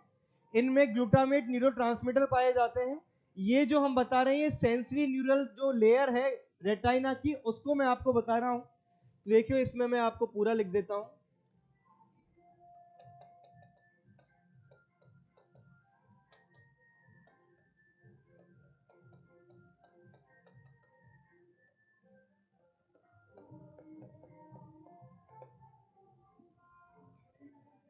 हमने सबसे पहले कौन सी लेयर पढ़ी थी? पोस्टीरियर पार्ट की बात कीजिए। पोस्टीरियर पार्ट में हमने सबसे ऊपर लेयर, उसके नीचे रेटाइना में भी पिगमेंटेड और सेंसरी न्यूरल। जो सेंसरी न्यूरल है उससे ऊपर पाई जाती है पिगमेंटेड, जिसके बारे में हमने आपको बताया कि इसमें मेलेनोसाइट सेल्स पाई जाती हैं, जो कि लाइट का एब्जॉर्प्शन कर रही है और स्कैटरिंग मतलब फैलाव को बचा रही। तो हमने ये बताया कि स्क्लेरा के नीचे कोरोइड के नीचे पिगमेंटेड लेयर, पिगमेंटेड के नीचे sensory neural layer. Sensory neural layer में आपको तीन चीज बताई: फोटो रिसेप्टर, बाइपोलर न्यूरॉन्स, और उसके बाद गैंग्लियोनिक सेल्स। देखिए, इसमें हमने रोड्स एंड कॉन्स देखे फोटो रिसेप्टर में।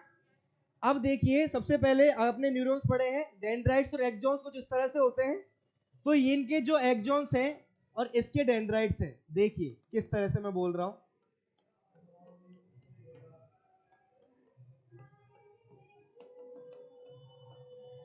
इसने जुल्म डाल रखे हैं, मान ही नहीं रहा। चलिए,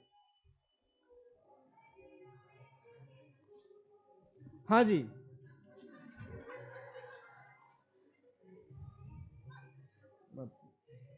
तो हमने फोटो रिसेप्टर देखे, फोटो रिसेप्टर के डेंड्राइट्स। उसके बाद ये जो एक्सॉन्स हैं, ये किससे कनेक्ट हो रहे हैं? आप देखोगे बाइपोलर न्यूरॉन के डेंड्राइट से। तो इसके जो एक्सॉन्स किससे कनेक्ट हो रहे हैं? स्नैप्स। किस, ये वर्ड सुनाया आपने? तो स्नैप्स विद, मैं अगर बोलूं axons of photoreceptor synapse with dendrites of bipolar neuron, क्या मैंने सही बोला? इसी तरह से मैं ये बोल दूं कि जो axons of bipolar neuron synapse with dendrites of ganglionic cells. अब इसके बाद जो एक्सॉन्स ऑफ गैंग्लियोनिक सेल्स हैं वो आपस में कन्वर्ज हो जाते हैं, मिल जाते हैं, और क्या बनाते हैं? और इसी से आगे क्या रन करती है? क्या ऑप्टिक डिस्क को ब्लैक स्पॉट बोला जाता है? कौन कौन मान रहा है इस बात को? व्हाइट,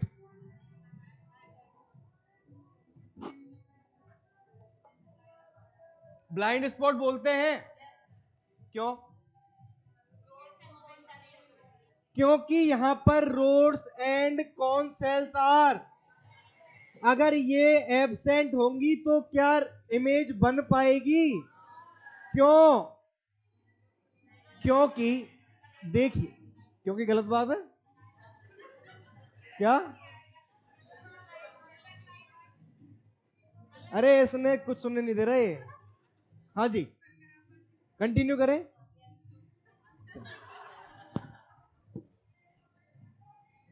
देखो इसमें क्या होता है, किस तरह से होता है।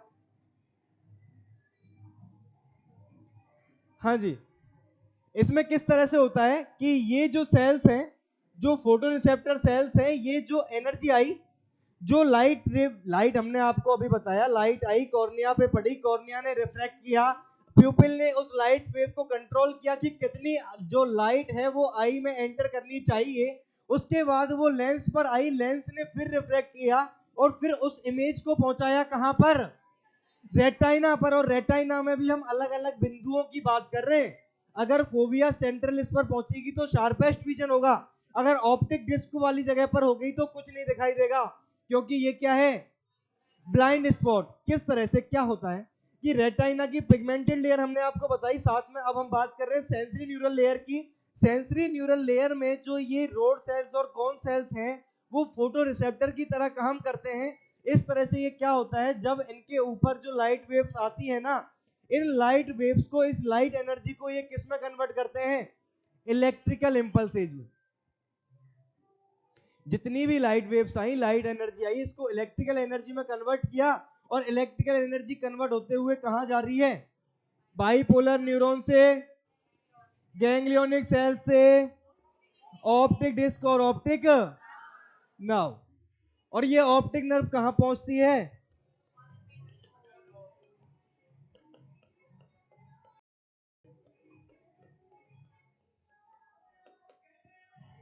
Occipital lobe of. यहां पर जो ये वेव्स गई हैं, जो जो इलेक्ट्रिकल इंपल्सेज गई हैं, इनका परसेप्शन होता है। इसी की वजह से मैं उसको हूबहू देख पाता हूं। ठीक है, इसके लिए ये जिम्मेदार होते हैं। ये रोड एंड कॉन सेल्स इन एनर्जीज को इलेक्ट्रिकल एनर्जी में कन्वर्ट करते हैं, जिससे कि ये ब्रेन तक पहुंच सके, जिससे कि ब्रेन इस पर काम कर सके, परसेप्शन कर सके, अपनी मोटर इंपल्सेज को भेज सके और हम उस चीज को देख सके।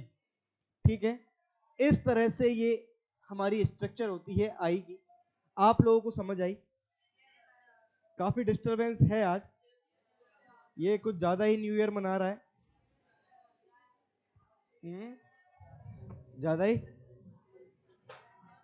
ज्वाइन कर लो तुम लोगों इनको, मैं 15 मिनट बाद पढ़ा लूंगा। क्या जाके बोले मजा आ गया? ऐसे घुस जाए तो सही रहे ना? नहीं क्या? अपना तो ये तो भावुक करने वाली बात है, ये कुछ अलग ही लेकर आई है मोहतरमा।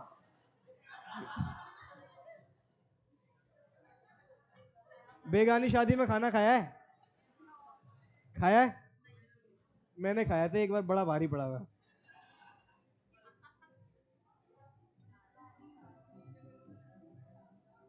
गाने भी वो लगा रहा है ये प्योर जो पहले चला करते थे ना।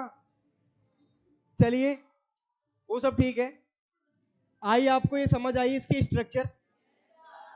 आगे इसको हम जब पढ़ेंगे इसको फिर से बताया जाएगा। अभी आपकी क्लास बिल्कुल भी एंड नहीं हुई है, अभी आधा घंटे और आपकी क्लास चलेगी।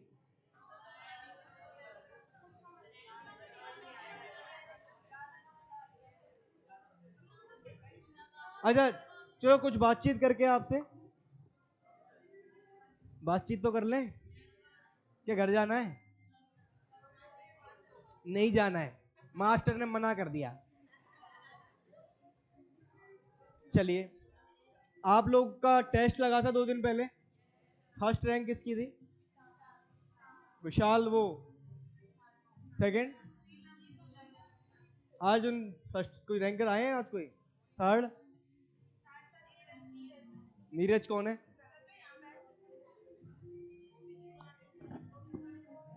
नीरज लड़का, लड़की है? अच्छा, ठीक है। तो चश्मा लगाया करती शायद, वो मैंने फोटो देखी थी। चलिए, कैसा लगा टेस्ट वेस्ट? अच्छा हुआ? आप लोग जितने भी हो सबने टेस्ट दिया था? आप सबकी तरफ से प्रतिनिधित्व कर रहे हो क्या? कोई है जिसने टेस्ट नहीं दिया था? अपन तो आवा ना आवा। आपका किसी में सिलेक्शन हुआ है क्या? पहले किसी एग्जाम में सिलेक्शन हुआ है आपका? कौन सी में? सॉरी, आर्मी में?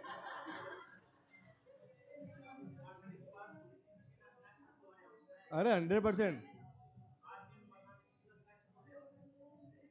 ये आज क्या हो गया? कौन सी गैस? भावुक क्यों हो रहे हो तुम?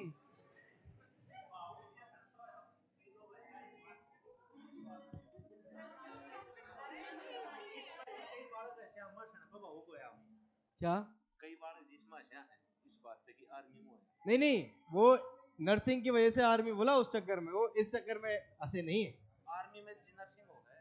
हाँ हो गए, बिल्कुल हो गए साहब, हमें पता है, मास्टर हैं हम। गलत बात, हमें भी काफी साल हो गए इस फील्ड में। गलत बात समझे।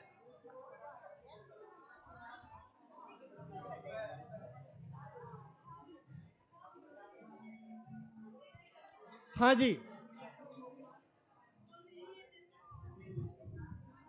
आज सुन लीजिए, 5-10 मिनट बात करते हैं फिर आपको करेंगे, छोड़ेंगे आपको।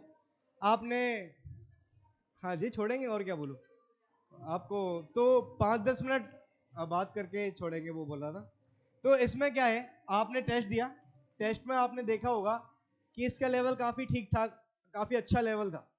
शायद मैंने सुना है कि मैक्सिमम नंबर ही 110 थे, है ना?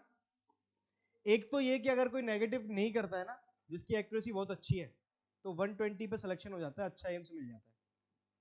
सुना आपने पहले? तो आपको एक्यूरेसी पे बहुत ज्यादा ध्यान देते हुए चलना है अभी से ही। ये मॉक टेस्ट जो आपको करवाए जा रहे हैं, इनके लिए काफी मेहनत लगती है, काफी क्वेश्चंस अलग देखने पड़ते हैं, काफी क्वेश्चंस बनाने पड़ते हैं, और उस तरह से आपको प्रोवाइड किया जाता है। और क्वेश्चन को इस तरह से देखा जाता है कि जब आपको ये सॉल्व करवाए जाएं तो आपकी थ्योरी बहुत अच्छे से उसमें एक्सप्लेन की जा सके। चारों ऑप्शंस उससे रिलेटेड होते हैं कहीं ना कहीं, जो कि आपके लिए कंफ्यूजिंग हो सकते हैं, ठीक है? तो इसके लिए आप ध्यान देते हुए चलिए।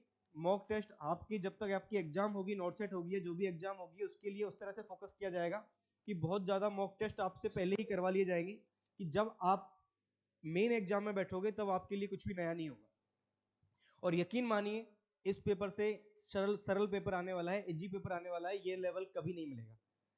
देखो, मैं वन लाइनर्स हमेशा बोला करता हूँ कि 60 to 70 वन लाइनर्स आते हैं, जिसका मतलब ये नहीं कि सीधा आपसे ये पूछ लिया जाएगा कि इंट्राऑक्यूलर प्रेशर क्या होता है। वन लाइनर का मतलब तो ये हो गया आपकी दृष्टि में ना।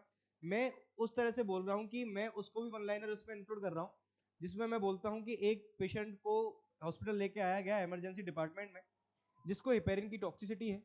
तो इस कंडीशन में जो डॉक्टर है वो क्या करेगा?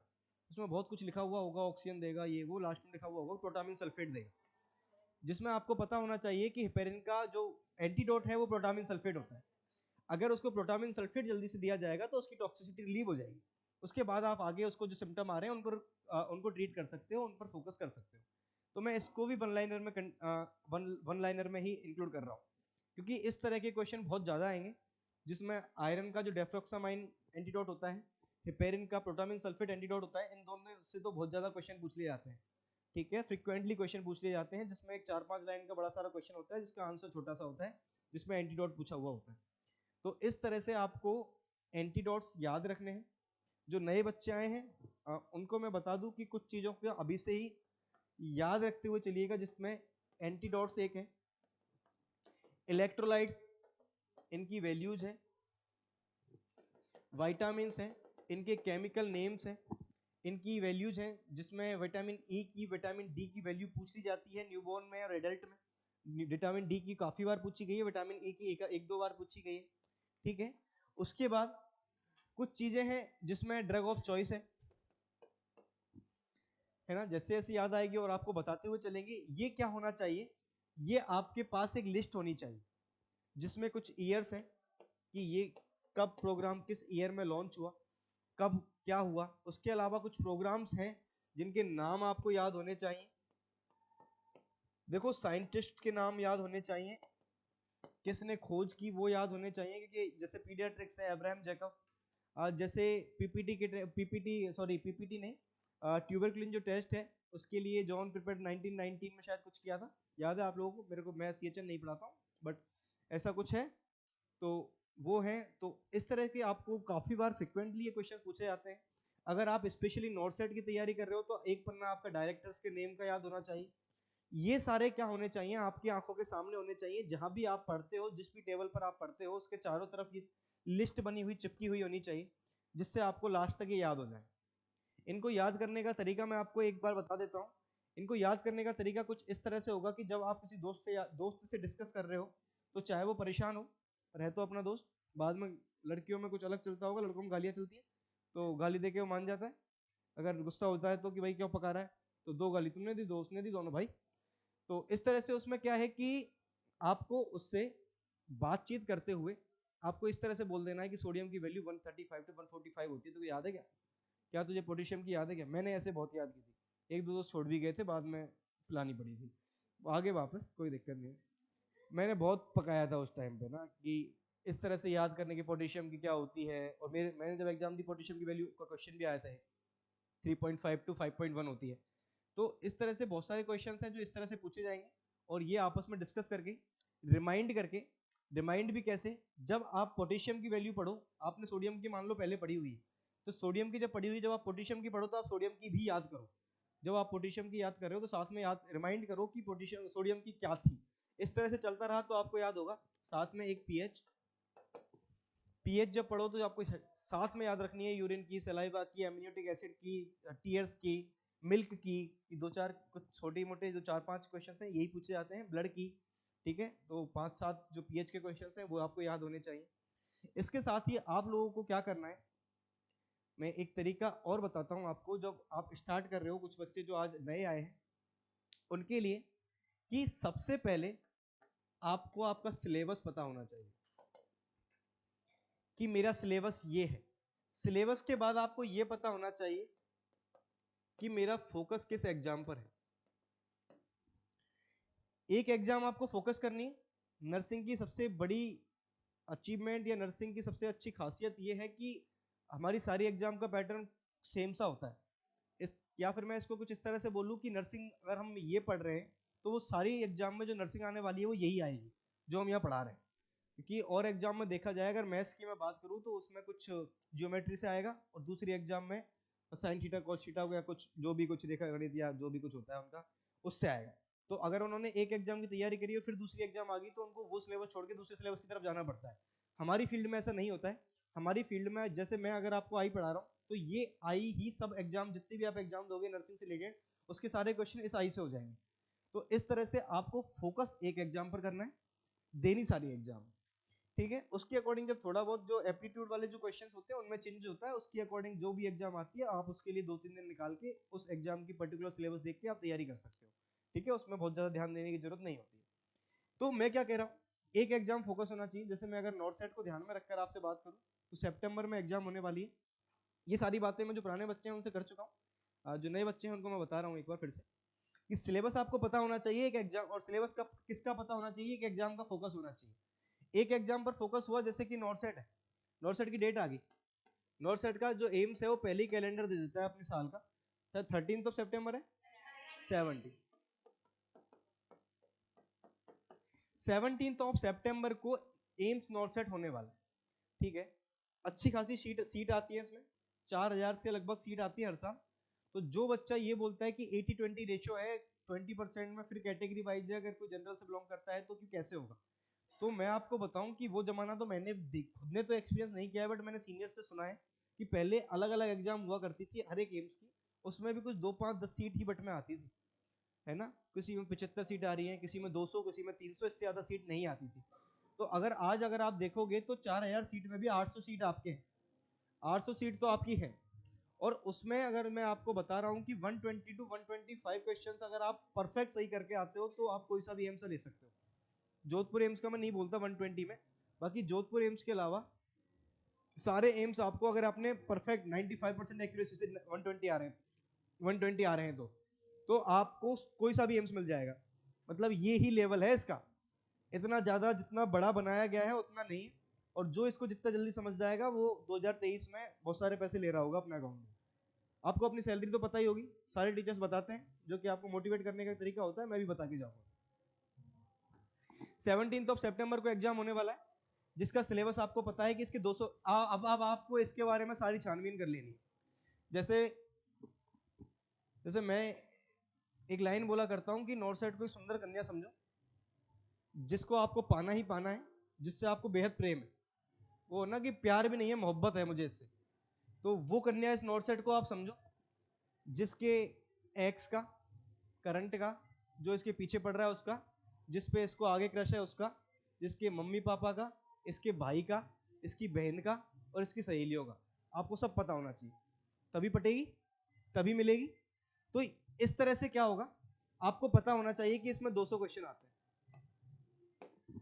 आपको पता होना चाहिए कि 3 घंटे में हो जाता है। आपको पता होना चाहिए कि इनमें से 180 क्वेश्चन नर्सिंग के होते हैं, 20 क्वेश्चन एप्टीट्यूड्स और लगातार। आपको पता होना चाहिए कि इसको 2 से 3 राउंड्स में हमें करना है, करने का तरीका भी आपको पता होना चाहिए। इसके बारे में आपको यह पता होना चाहिए कि प्रीवियस ईयर के क्वेश्चन पेपर आप अगर उठा के देखोगे कि किस तरह के क्वेश्चन आए हैं, किस लेवल के क्वेश्चन आए हैं, ये प्रीवियस ईयर के क्वेश्चन या फिर एमसीक्यू से आपको पता लग जाएगा। क्योंकि जितने भी एग्जाम, जितनी भी बुक्स हैं, उनमें एमसीक्यू उसी से रिलेटेड दिए हुए होते हैं, उससे ज्यादा नहीं दिए हुए होते हैं। अप्लाइड क्वेश्चंस पहले आप से टारगेट हाई, पीआर यादव जो बुक है उनमें से एक बुक कीजिए। पीआर यादव से अच्छी मुझे टारगेट हाई लगती है, तो टारगेट हाई बुक कीजिए। बाकी जो भी आप बुक कर रहे हो सब अच्छी है, मैं एक पर्टिकुलर बुक आपको एडवाइस नहीं कर रहा हूँ। बट मान लो जैसे टारगेट हाई बुक आपने पढ़ी, उसके एमसीक्यूज आपने किए, जो कि क्या होते हैं, सिंगल लाइनर, बहुत ज्यादा डिफिकल्ट नहीं होते हैं, बट उसमें आपकी थ्योरी कंप्लीट क्लियर हो जाएगी। उसके बाद आप आइए एनक्लेक्स पर, जिसमें अप्लाइड क्वेश्चंस हैं, प्रायोरिटी बेसिस क्वेश्चन जिन्हें बोलते हैं। वो क्वेश्चन बहुत ही इजी वे में होने लगेंगे, क्योंकि आपका जो बेसिक है वो क्लियर है।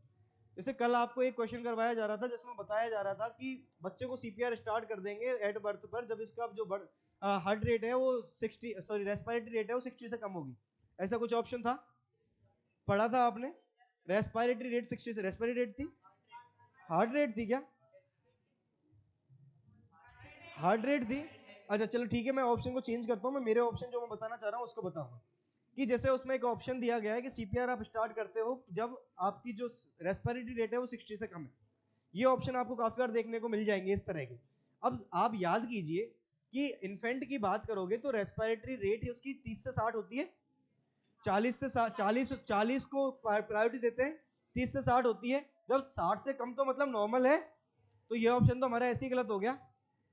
इसी तरह से आप 3 ऑप्शन जो हटाने की बात मैं सुबह आया था तब कर रहा था, वो इस तरह से थी कि 3 ऑप्शंस आप ऐसे हटा पाओगे, फिर आप अप्लाइड क्वेश्चंस की तरफ जाइए। ये करने का तरीका होगा, ठीक है। प्रीवियस ईयर के क्वेश्चंस हो गए, एमसीक्यू हो गए, उसके बाद गली में चक्कर काटने, तो हर बुक पढ़ी, हर बुक से मतलब ज्यादा के चक्कर में ना पड़े, वरना इतना भाव खा लेगी कि होगी ही नहीं, पटेगी नहीं, मिलेगी नहीं।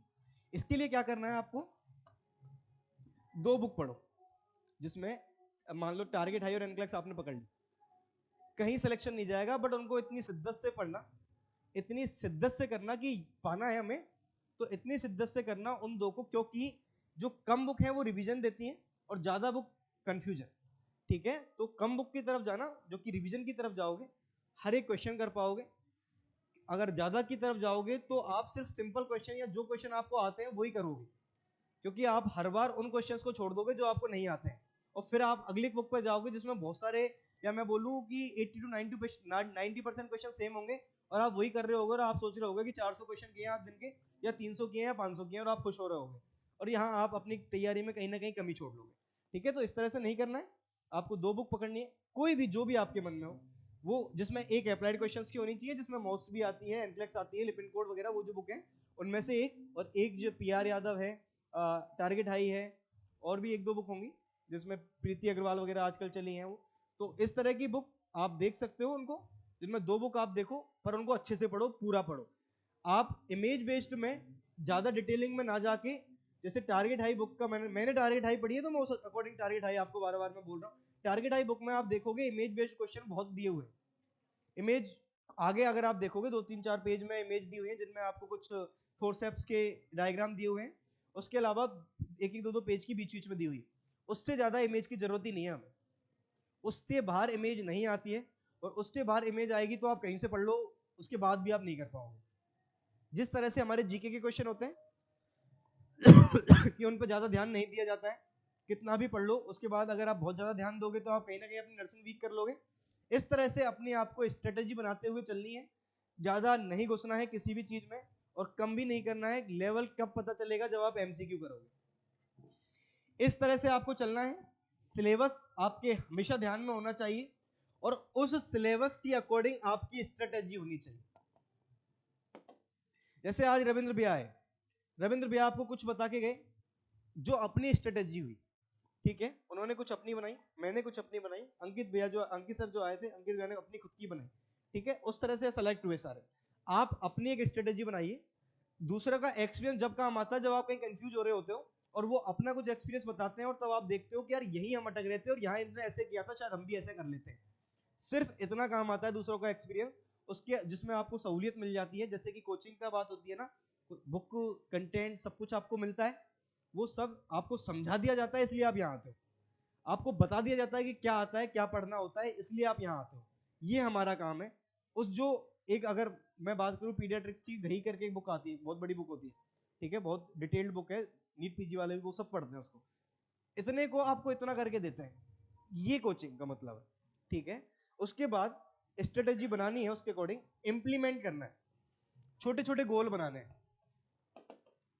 अगर इसमें आप 90% अचीव कर पाते हो तो आपको खुश होना है, फिर अगला गोल बनाना है। क्वेश्चन करने का तरीका भी मैं आपको बता देता हूं। आपके मॉक टेस्ट होने वाले, जैसे एक ये हुआ,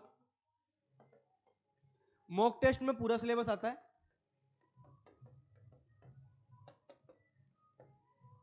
अब उसमें अपने आप को कैसे आप कैलकुलेट करोगे, क्या कैसे आकलन करोगे कि मैं कहां स्टैंड कर रहा हूं। आपने सिर्फ यहां पे आई पढ़ा है, ठीक है, आपको 200 क्वेश्चन आए, आई के थे 60 क्वेश्चन,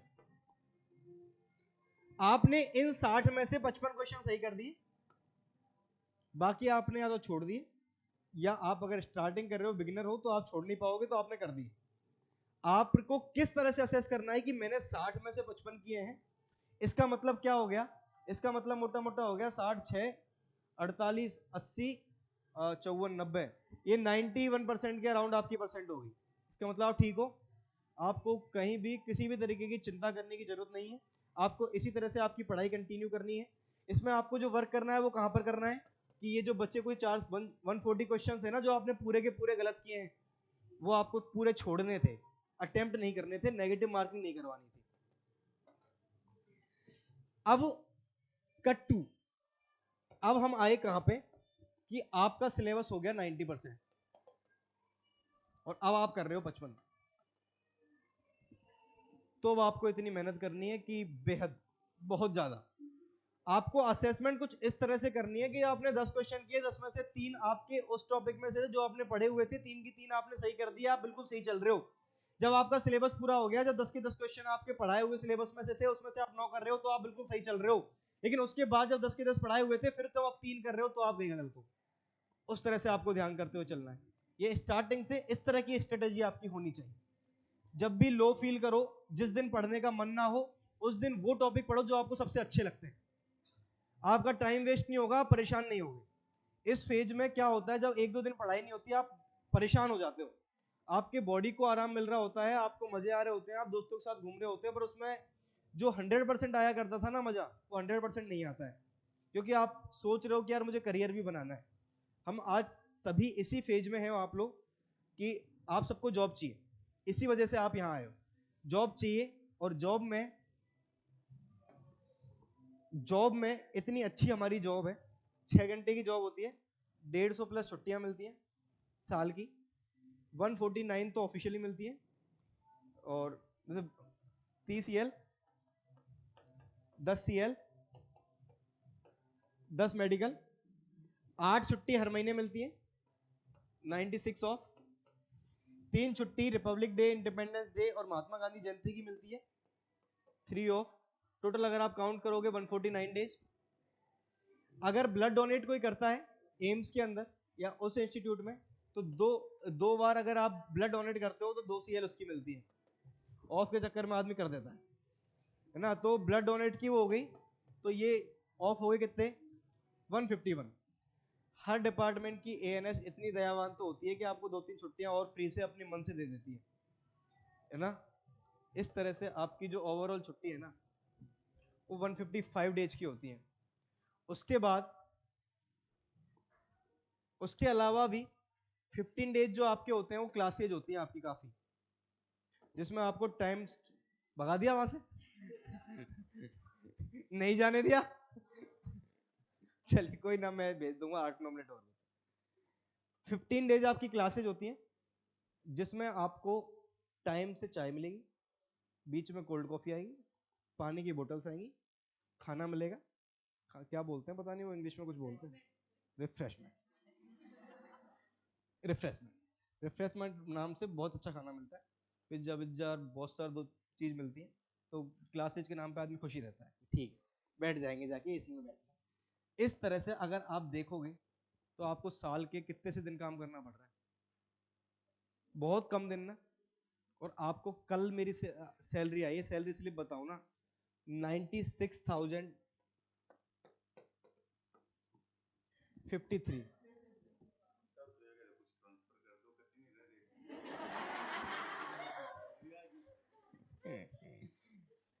क्या सीन है कि आपकी जो सैलरी है वो है 88,053, ठीक है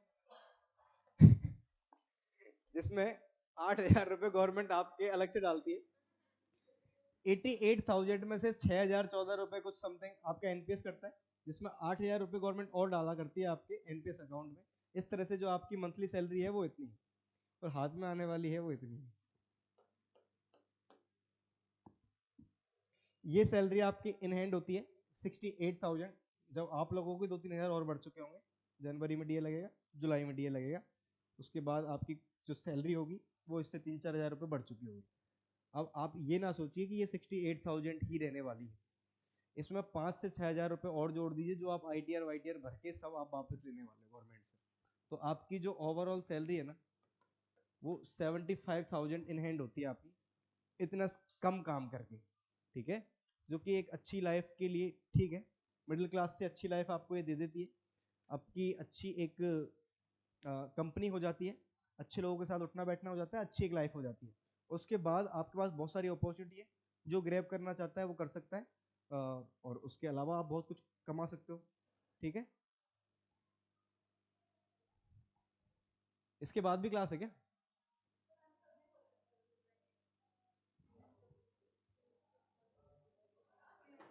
है ना। तो ये सब है।